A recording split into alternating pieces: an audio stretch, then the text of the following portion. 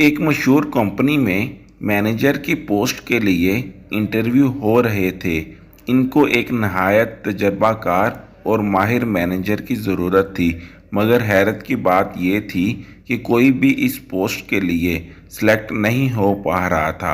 आला तालीम याफ्ता लोग ऑफिस के बाहर कतार बनाए खड़े थे, मगर वापसी पर मायूस होकर घर लौट रहे थे।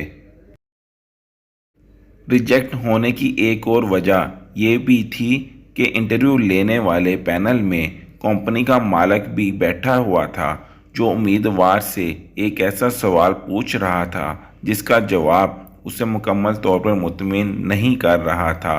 नाकाम होने वाले उम्मीदवार इसे दिल ही दिल में गालियां देकर रवाना हो रहे थे। कंपनी के मालिक का सवाल ये था कि एक अच्छे मैनेजर की क्या खूबी होती है। कोई जवाब में कहता कि अच्छे मैनेजर को वक़्त का पाबंद होना चाहिए, तो कोई उम्मीदवार कहता कि मैनेजर को प्रोफेशनल होना चाहिए। कोई कहता कि मैनेजर को कंपनी का वफादार होना चाहिए, तो कोई कहता कि मैनेजर का ईमानदार होना बहुत ज़रूरी है। मगर इन तमाम जवाबात पर पैनल खामोश हो जाता और यही कहता कि आप जा सकते हैं। आपसे मिलकर बहुत खुशी हुई। सुबह 9 बजे से इंटरव्यू जारी था और तकरीबन 4 बजे एक उम्मीदवार ऑफिस में दाखिल हुआ। बाकी सब उम्मीदवार इसे देखकर मुस्कुराने लगे, क्योंकि इसने सर पर पगड़ी पहन रखी थी। जब वो कमरे में दाखिल हुआ तो पैनल ने उसको हकारत की नज़र से देखा कि ये यहाँ क्या लेने आया है। पैनल के बाकी मेंबरान ने इससे सवाल पूछे तो उसने तसल्लीबख्श जवाब दिए, और आखिर में कंपनी के मालिक ने पूछा कि एक अच्छे मैनेजर की क्या खूबी होती है। उम्मीदवार ने जवाब दिया कि सर, एक अच्छे मैनेजर कंपनी को इसके मालिक से भी ज़्यादा जानता है, क्योंकि मालिक तो बराए नाम ही होता है। उसका ये जवाब सुनकर कंपनी के मालिक को गुस्सा आ गया। उसने उम्मीदवार को शटअप और माइंड योर लैंग्वेज जैसे अलकाब से नवाजा। मालिक मालिक ही होता है, और तुम कह रहे हो कि मैनेजर कंपनी को मालिक से ज़्यादा जानता है। क्या तुम्हारी तबीयत तो ठीक है? अपने इस जवाब को दलाइल से साबित करो। उम्मीदवार ने मुस्कुराते हुए जवाब दिया कि सर, मैंने अपने घर के माहौल से ही सीखा है और इस नतीजे पर पहुंचा कि मैनेजर कंपनी को मालिक से ज़्यादा जानता है। मेरा वालिद हमारे घर का सरबराह है, यानी मालिक है। कोई उसकी इजाज़त के बगैर कोई नया काम नहीं करता।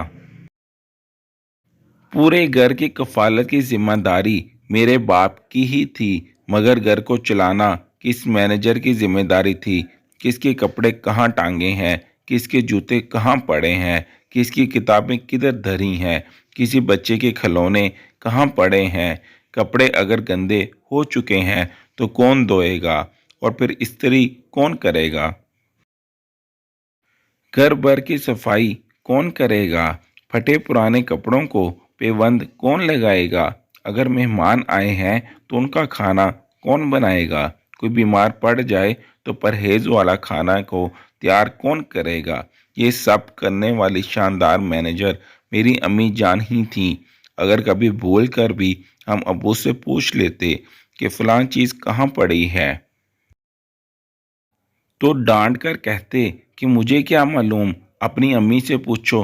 हत्ता कि अब्बू के बाइक की चाबी तक का अम्मी को ही इल्म था कि वो कहाँ पड़ी है। हम अक्सर अपने वाले को छेड़ते थे कि आप तो बस नाम के ही मालिक हैं, घर का सारा निज़ाम तो अम्मी चला रही हैं।